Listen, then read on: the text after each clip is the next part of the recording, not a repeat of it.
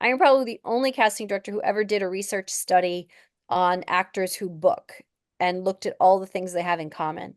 So, because I have worked on not just shows that I was the casting director on, but I've been an associate and an assistant on just so many of the biggest shows you've ever heard of. I have all those auditions. I was there for like lots and lots of auditions. Sometimes I was the reader or whatever. So I've just got terabytes of hard drives of auditions. And so I did a study and I looked at every single actor who had booked the role, be a co-star, guest star, series regular, whatever, whatever, whatever. And I just looked at their audition and I had a big database and I just watched their audition and I went, "Oh, they did this. Oh, they didn't do that. Oh, they did. Oh, wow." And I just made all these categories, right?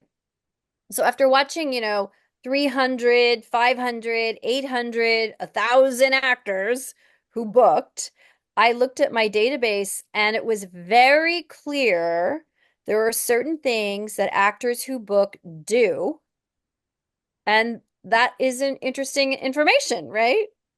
That's just like valuable to know that there are certain things people do. So the first thing that they do is they are off book, baby. They are off book. They do not have the page in their hand. They never look down. They are just from start to finish engaged in whatever the fiction is, right? Now, as a casting director, I can't require you to be off book. It's against the SAG-AFTRA rules. I can't do that. But I'm just telling you that your competition, when they book, they're usually off book, right? And they don't have the script in their hands. No matter what any other casting director is going to tell you, I'm going to tell you that the actors who book don't, okay?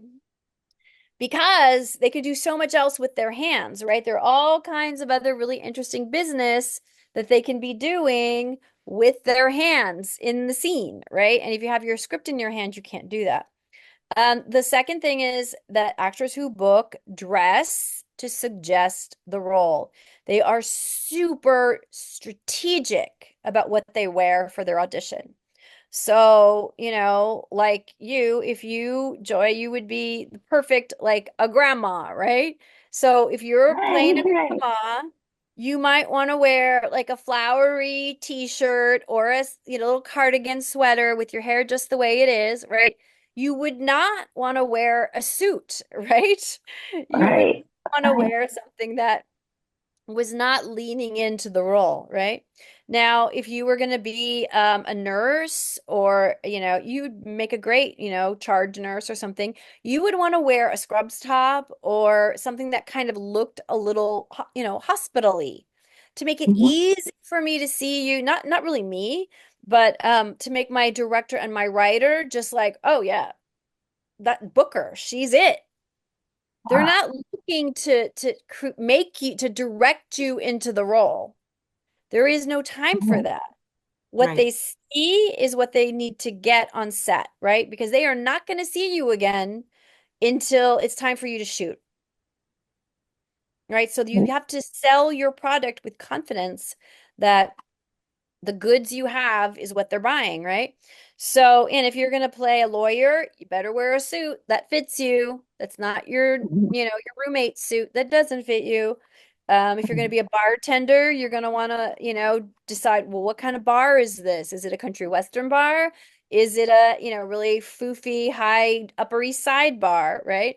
If you're a mechanic, if you're a this, if whatever it is, what would your character be wearing? And then try to sort of approximate it, which doesn't mean wear a costume at all. I don't mean that at all.